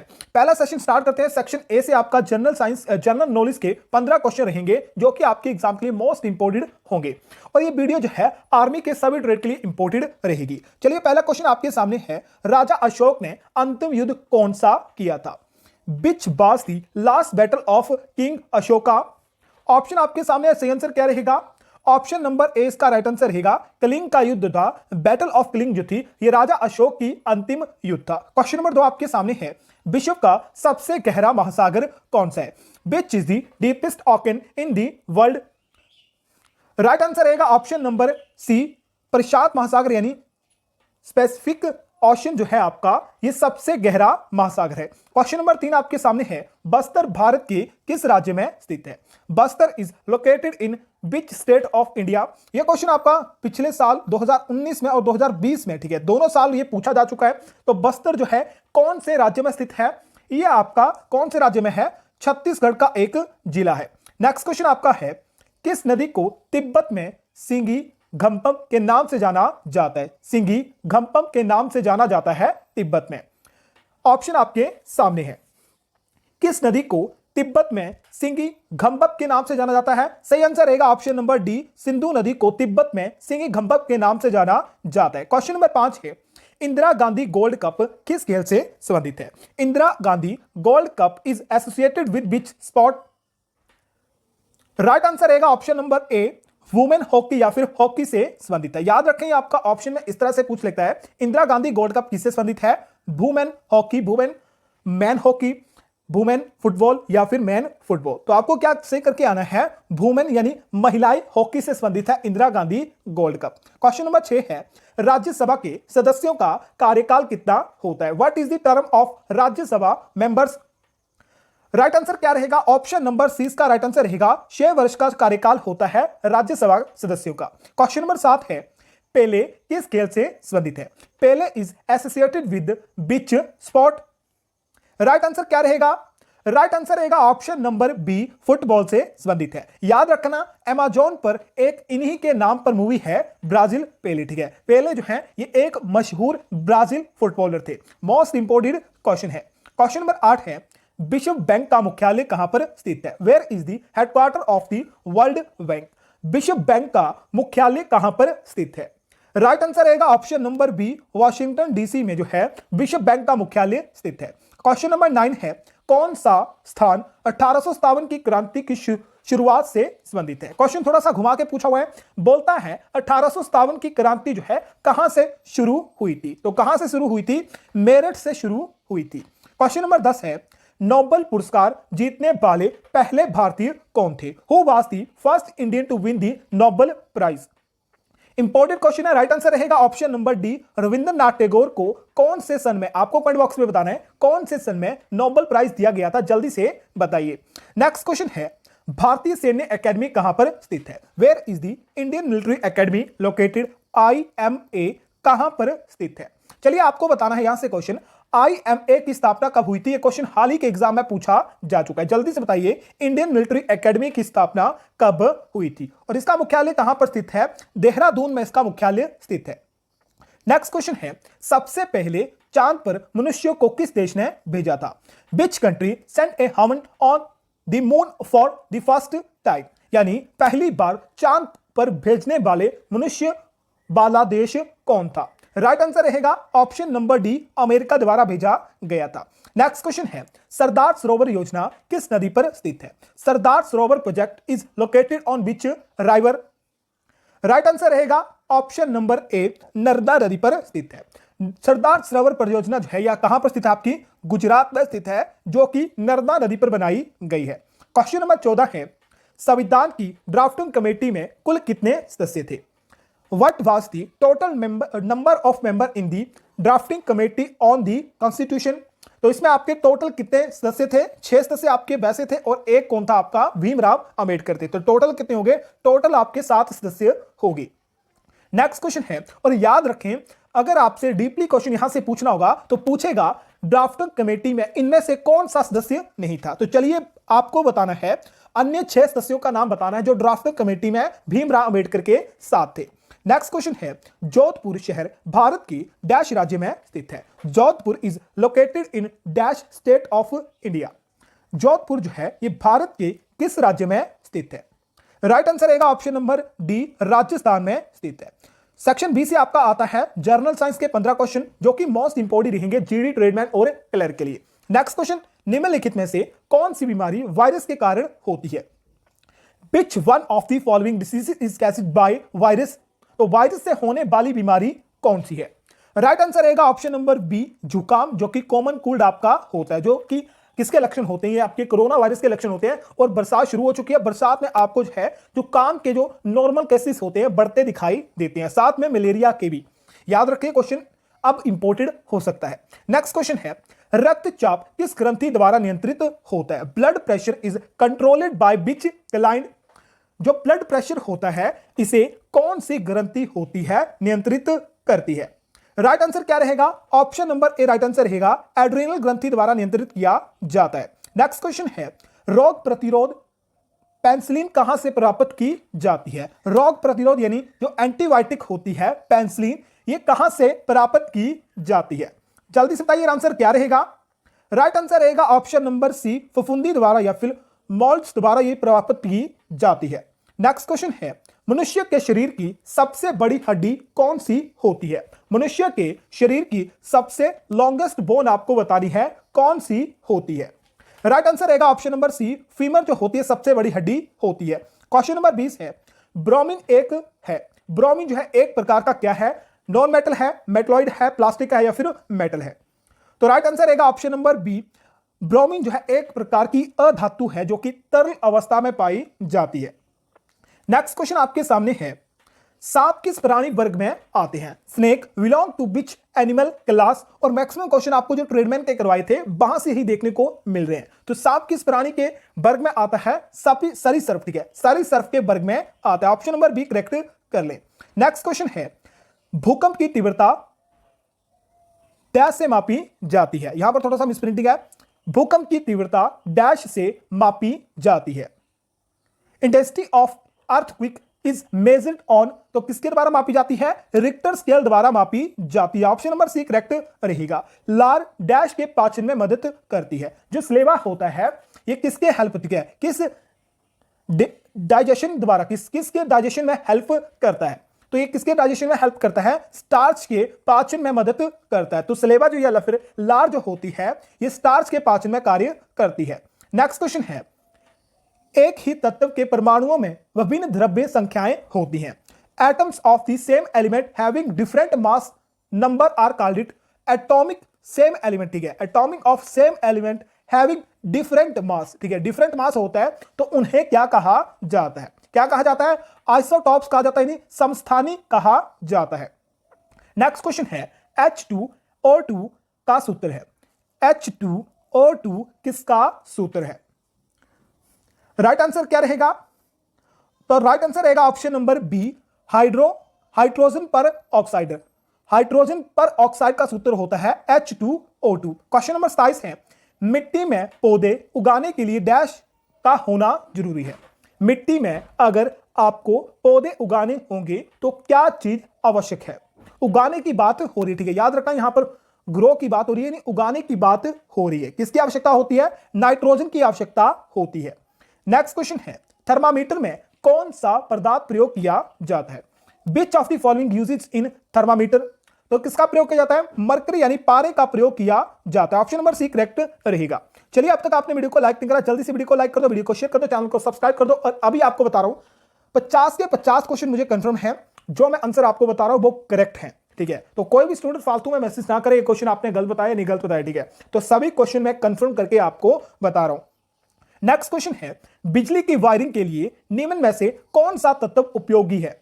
Which of the following is most suitable for electric wiring? Electric wiring में किसका प्रयोग सबसे अधिक किया जाता है? कॉपर तार का प्रयोग सबसे अधिक किया जाता है, क्योंकि कॉपर आपकी सस्ती होती है और ज्यादा लचीली भी आपकी होती है। नेक्स्ट क्वेश्चन है, सबसे हल्का डैश गैस कौन सी है? सबसे हल्की गैस कौन सी है? लाइटेस्ट गैस आपकी पूछी है कौन सी होती है? हाइड्रोजन आपकी होती है। ऑप्शन नंबर सी इसका करेक्ट रहेगा। चलिए नेक्स्ट क्वेश्चन देखते हैं। आपके मैथ के क्वेश्चन सही हो गए, ठीक है। मैथ के क्वेश्चन स्टार्ट कर रहा हूं, तो मैथ के क्वेश्चन आपको जो है ध्यान रखना है। मैं आपको जल्दी से करवाऊंगा तो आपको जो है थोड़ा कंफ्यूजन नहीं होना है और ध्यान से आपको सभी क्वेश्चन करने हैं। पहला क्वेश्चन इंपॉर्टेंट है, एक वृत्त की परिधि कितनी है? 88 मीटर। तो त्रिज्या क्या होगी? The circumference of a circle is 88 metre, find the radius. तो इसका फॉर्मूला क्या होता है, ठीक है। परिधि का फॉर्मूला क्या होता है? जल्दी से बताइए। परिधि का फॉर्मूला होता है पाई आर स्क्वायर, ठीक है। ये होता है ना पाई आर स्क्वायर या फिर 2 पाई आर होता है। जल्दी से बताइए क्या होता है? 2 पाई आर आपका होता है, ठीक है, 2 पाई आर।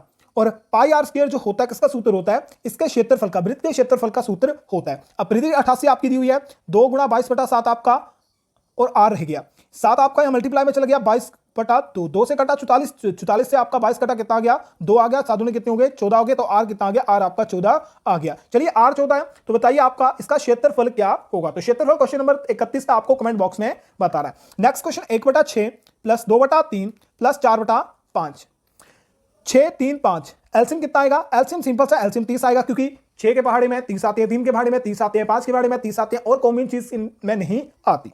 तो 30 का पहाड़ा आ गया, ये 5 से कटेगा 5 आ गया, ये कितने से कटेगा? ये आपका 10 से कटेगा, ये 20 आ गया, ये आपका किससे कटेगा? 6 कटेगा, 6 दूनी 24 से 24 आ गया। 24 प्लस 20 प्लस 5 कितने होते हैं? ठीक है, 29 प्लस 20 कितने होते हैं? 49 होते हैं। 49/30 आपका सही आंसर आ गया।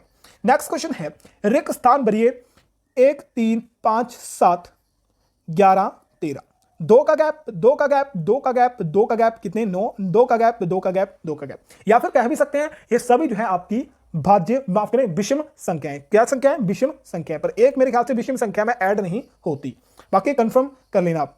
तो राइट आंसर आपको बता दिए सी आएगा। नेक्स्ट क्वेश्चन इंपॉर्टेंट है, pick out of the supplementary angle of 95 degree. 95 degree का अनुपूरक कोण कीजिए। तो 95 का अनुपूरक कोण कितना होगा? यहां से आपको जो संपूर्ण कोण होता है कितना होता है? 180 डिग्री का होता है। संपूर्ण कोण 180 डिग्री होता है, तो माइनस कर दो 180 में 180 में 95, कितने आए? 85 आपके आगे। ठीक है, तो अनुपूरक कोण क्या होगा? 85 ही आपका अनुपूरक कोण होगा। तो ऑप्शन नंबर सी इसका राइट रहेगा। वृत्त के क्षेत्रफल का सूत्र क्या होता है? Formula of calculate area of a circle, तो बता चुका हूं, pi r square, 2 pi r square वृत्त का क्षेत्र, पाई आर स्क्वायर किसका क्षेत्र? वृत्त का क्षेत्रफल। नेक्स्ट क्वेश्चन इंपॉर्टेंट है, a group of 84 man can complete work in 17 day, how many day that work can be completed by 199 man. यानी 84 व्यक्तियों का एक समूह है, किसी कार्य को 17 दिन में करता है, तो उसी कार्य को 119 व्यक्ति कितने दिन में पूरा करेंगे? सिंपल सा क्वेश्चन है, इस तरह से होगा। तो सिंपल से क्वेश्चन को सिंपल तरीके से करते हैं, m1 d1 और बराबर है d2 m2। तो आए क्या? 84 मल्टीप्लाई 17, 19 आपका दिया हुआ, 119 यानी m2 आपको दिया हुआ, दिन ज्ञात करने हैं। 17, ठीक है, अब याद रखना 17 और 19, 17 और 19 आपके कट जाते हैं, 17 सते कितने होते हैं? 119 आपके होते हैं। 7 के पहाड़े से कट जाता है, 7 एकम 7, एक आंसर, 7 दूनी 14, 12 आ गए। तो d2 कितना आ गया? d2 आपका 12 आ गया। नेक्स्ट क्वेश्चन आपका जल्दी से देखते हैं। क्वेश्चन है 43% ऑफ 200 2750, 38% ऑफ 2990। इसे आप मान के, ठीक है, 3000 कर दो, इसे 3000 कर दो, फिर कॉमन निकालो, इस तरह से भी कर सकते हो। पर उससे अच्छा जो है, ठीक है, उससे अच्छा आप जो है इन्हें किस तरह से करो 43 का कितना प्रतिशत? 250, ठीक है, इस तरह से निकालो, 0 से 0 काट दो, 43 को मल्टीप्लाई करो 275 से, कितना होगा? 11825 आएगा, भाग 10। ठीक है, सॉल्व मैंने करे होते हैं, ठीक है, क्वेश्चन जो भी करवाता हूं उन सभी को मैंने सॉल्व करा होता है, तो इसलिए मुझे याद होते हैं। कई बोलते थे आपने रट्टा मारा होता है, तो रट्टा मारने की जरूरत नहीं है, ठीक है, क्वेश्चन पढ़े होते हैं, करे होते हैं, तभी क्वेश्चन आपको करवाता हूं, ठीक है, रट्टा मारने की जरूरत नहीं है। कैलकुलेशन आप खुद भी कर सकते हो, पहाड़े में आपको बताने नहीं वाला, ठीक है, पहले 3 से करो, 5 से 15, फिर 5 आएगा, फिर कैरी करो, ये कैरी करो, तो सीधा बता दो दिया 11825 आएगा बटा 10 आएगा। अब दशमलव आपका लग जाएगा, कितना? 10 हट जाएगा, ठीक है, इस तरह आपका कितना आ गया? अब 38% का निकालो, 38% गुणा 100 बटा 100 गुणा 2290, 0 से 0 कटा, 38 को मल्टीप्लाई करो 299 से, कितना आ जाएगा? 11362 आपका आ जाएगा, वो बटा 10 आ जाएगा, बटा 10 का हटाओगे तो कितना आ जाएगा? 0.2 आ जाएगा। तो 1182.5 माइनस कर दो 1136.2 में, ठीक है, 1136.2 में यहां से कितना बचेगा? यहां से आपका 3 कैरी बचेगा, यहां आपका 11 हो गया, 11 से 6 निकालोगे तो कितना आएगा? नहीं, 12 से 6 निकालोगे तो कितना आएगा? 6 आएगा। यहां से पूरा कट गया, यहां आपके कितने बचे? ठीक है, जल्दी से बताओ, यहां 7 बचे हुए, 7 में से 3 निकालोगे कितना होता है? 4 होता है, तो 40.3 आपका आंसर दिया है। नेक्स्ट क्वेश्चन देखते हैं। नेक्स्ट क्वेश्चन बोलता है, the sum of two numbers is 100 and their difference is 150, find the number. दो संख्याओं का योग 300 है, अंतर 150 है, तो संख्या क्या होगी? सिंपल सा देखोगे तो आंसर आपके सामने है। अगर फॉर्मूले से करना चाहो तब भी कर सकते हो। किस तरह से? माना x प्लस वाई कितना है? योग कितना है? 300 है। x माइनस वाई, अंतर कितना है? 150 है। y कट गया, 2x हो गया, 2x की वैल्यू कितनी आ गई? 150, यानी ये माइनस हो जाएंगे, कितने हो जाएंगे? 150, यानी x कितना आ जाएगा? x आपका 75 आ जाएगा, यानी एक वैल्यू तो हमारे पास आ गई। एक वैल्यू यानी एक संख्या आपकी 75 होगी। दूसरी संख्या किस तरह याद करेंगे?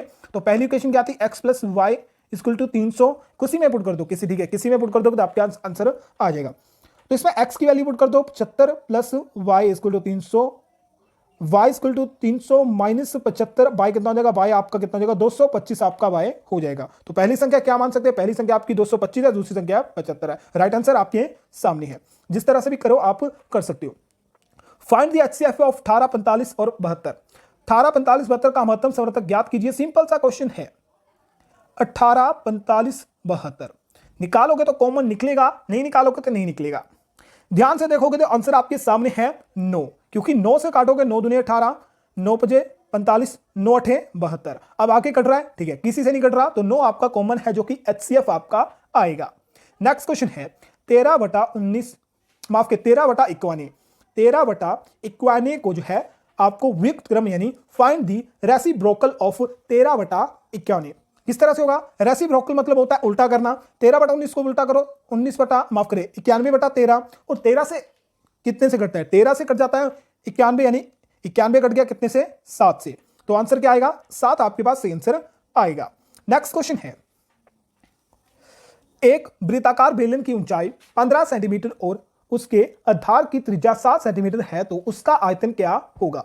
Find the volume of circle cylinder whose height is 15 centimetre and radius of the base in 7 centimetre. Volume आपको ज्ञात करना है, यानी आयतन ज्ञात करना है। तो सबसे पहले आपको पता है इस तरह से आपका ये होता है, जिसमें आर आपकी त्रिज्या होती है, एच आपकी लंबाई होती है, और आयतन का सूत्र क्या होता है, आयतन का सूत्र होता है पाई आर स्क्वायर एच, आर भी दिया हुआ एच भी दिया हुआ, यानी 22/7 आर कितना है 7 गुणा 7 और 15 आपका ये है, 7 से काटो 7, 15 को मल्टीप्लाई करो 7 से, ठीक है। 15 सते कितने होते हैं, 15 सते होते हैं 105, ठीक है, 105 होते हैं, 5 सते 35, 3 कैरी 7, 7 दूने 7, 3 कितने हो गए 10 हो गए, ठीक है, यानी 22 गुणा 105, ठीक है। 22 गुणा 105 करोगे तो कैलकुलेशन आप कर सकते हो, ठीक है, आंसर बताने की जरूरत नहीं है, आंसर आपके सामने है, ठीक है, कैलकुलेशन आप कर सकते हो। 22/105 करोगे तो आंसर आपके सामने आएगा। नेक्स्ट क्वेश्चन ओवरी सिंपल था, बोलता फाइंड आउट द अमाउंट, ठीक है, अमाउंट की बात हो रही है, यानी मिश्र धन की बात हो रही है। 13,000 of 1/8 at 2% annual rate of simple interest, यानी 13,000 रुपए पर 2% वार्षिक दर से 1 वर्ष की साधारण ब्याज कितना होगा। 13,000 2 साल माफ करिए 2% 1 साल के लिए बटा 100, 2 से 2 कटा, 13 दूने 26, 1 0 कैरी, ये क्या आ गया हमारे पास, सिंपल इंटरेस्ट आ गया। और अमाउंट इसका होता है P × SI, यानी 13,000 प्लस 260 कितना हो जाएगा, 13,260 आपका हो जाएगा, 13 और 260। नेक्स्ट क्वेश्चन है, 1 फुट में डैश इंच होते हैं, तो 1 फुट में कितने इंच होते हैं, ठीक है, जल्दी से बताओ 1 फुट में कितने इंच होते हैं। आर्मी की भर्ती लगा रहे हो, ठीक है, 1-1 इंच का, ठीक है, 1-1 इंच का हिसाब देना पड़ता है, ठीक है, वहां पर तो कितने होते हैं, 12 इंच आपके होते हैं। नेक्स्ट क्वेश्चन देखते हैं। नेक्स्ट क्वेश्चन बोलता है find the square root of 1 माफ करिए 0.001 माफ कीजिए 841, इसका सिंपल सा है 0.09। 841 जो होता है 29 का स्क्वायर होता है, और 1 2 3 4 5 6 जीरो का रूट करोगे 3 जीरो कट जाएगी, 3 जीरो से आपकी 2 जीरो आपकी 19 में कन्वर्ट हो जाएगी, 1 जीरो आ जाएगी, उसके बाद पॉइंट आ जाएगा, ठीक है। नेक्स्ट क्वेश्चन देखते हैं, उससे पहले अब तक आपने वीडियो को लाइक नहीं करा, जल्दी से वीडियो को लाइक कर दो, वीडियो को शेयर कर दो, चैनल को सब्सक्राइब जरूर करना है।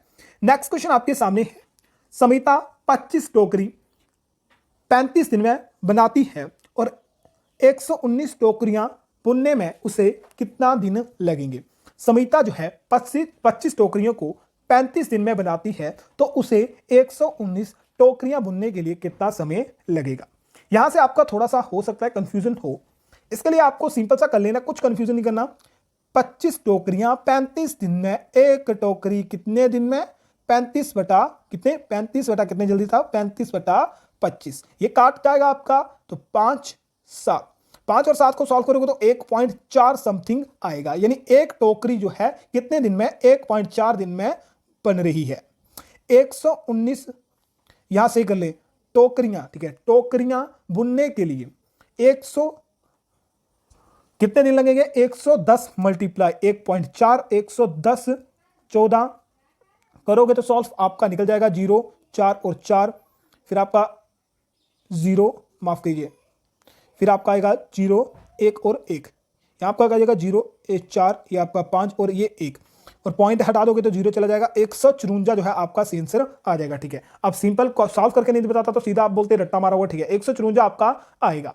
नेक्स्ट क्वेश्चन सेशन, ठीक है, यहां सही कर लें, सेशन नंबर डी है जो कि रीजनिंग का है, यहां फिर से थोड़ा सा गलत हो गया। रीजनिंग के 5 क्वेश्चन आपके होंगे जो कि मोस्ट इंपॉर्टेंट रहेंगे आपके एग्जाम के लिए। क्वेश्चन पढ़िए और आंसर दीजिए। 49 विद्यार्थियों की एक कक्षा में करीम ऊपर से 16वें स्थान पर, तो अंतिम में कितने स्थान पर होगा, ठीक है, अंतिम से बताना है कौन से स्थान पर होगा।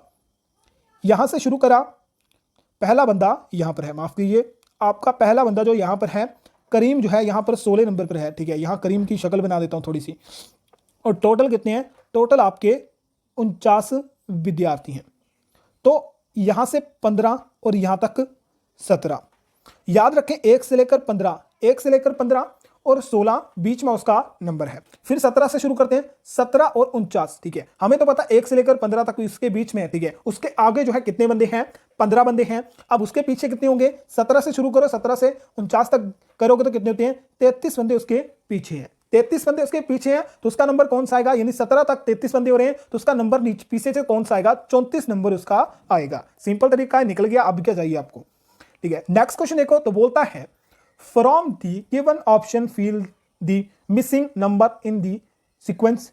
दिए गए विकल्पों में से अधिक स्थान, माफ करें, विलुप्त स्थान पर पूर्ति करें। 1 9 25 49 121। 1 का स्क्वायर, 3 का स्क्वायर, 3 का स्क्वायर कितना 9, 5 का स्क्वायर 25, 7 का स्क्वायर 49, फिर कितना आएगा 8 का कि 9 का, 9 का स्क्वायर कितना 81, 11 का स्क्वायर 121, क्या आएगा 81 आपका आएगा। नेक्स्ट क्वेश्चन है find out wrong term in this series. दिए गए श्रेणी में गलत शब्द क्या होगा। 1 3 5 8 11 17 23। तो 3 5 11 17 23 विषम संख्या, विषम संख्या 11 विषम संख्या है। अब माफ करें, अभाज्य संख्या 3 अभाज्य संख्या, 8 अभाज्य, 7 अभाज्य संख्या, 11 अभाज्य संख्या, 17 अभाज्य संख्या, 23 अभाज्य संख्या। अब अभाज्य संख्या जो होती है या तो खुद से मल्टीप्लाई होंगी यानी कटेंगी या फिर 1 से कटेंगी।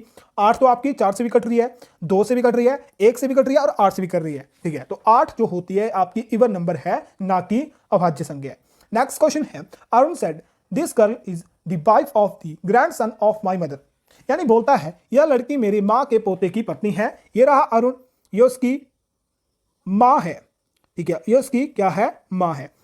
बोलता यह लड़की मान लेते ये लड़की है, ठीक है, ये लड़की है मेरी माँ के पोते, ये लड़की है माँ के पोते, यानी अरुण की माँ का पोता, ये बीच में आ गया तो अरुण का क्या लगा, अरुण का ये बेटा लगा और अरुण की माँ का क्या लगा, पोता लगा। अरुण की पत्नी, अरुण की क्या लगी, तो बोलता है how is Arun related to the girl.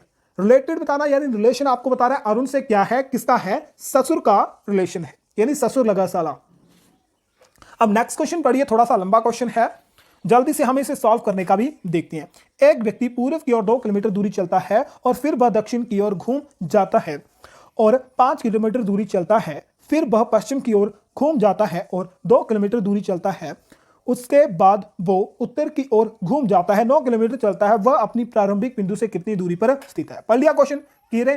तो यहां पर आपकी उत्तर, दक्षिण, पूर्व और पश्चिम, यहां से उसने शुरू करा। बोलता है 2 किलोमीटर चलता है कहां पर, पूर्व की ओर, तो ये चला 2 किलोमीटर पूर्व की ओर, पूर्व की ओर चलने के बाद फिर वह दक्षिण की ओर यानी नीचे की ओर कितना चला, 5 किलोमीटर चला। तो ये कितना हो गया, ये 5 किलोमीटर उसका हो गया। कहां पर, दक्षिण में, माफ करें, दक्षिण की ओर है 5 किलोमीटर चलता है। फिर वह पश्चिम की ओर घूम जाता है और 2 किलोमीटर चलता है। पश्चिम कहां पर है, पश्चिम आपकी यहां पर है, कहां चल रहा है, 2 किलोमीटर चलता है, 2 किलोमीटर चल लिया। फिर बोलता है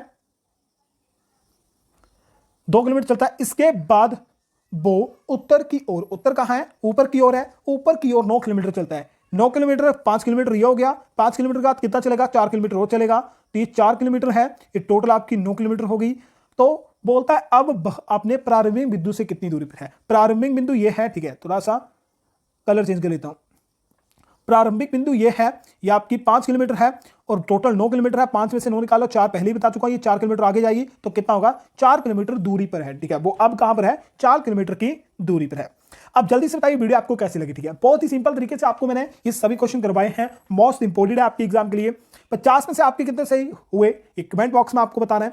वीडियो आपको कैसी लगी लाइक और शेयर करके बताना है और चैनल को सब्सक्राइब भी जरूर करना है। मिलते हैं एक और शानदार वीडियो में, तब तक अपना ख्याल रखें, अपने घर वालों का ख्याल रखें। जय हिंद, जय भारत।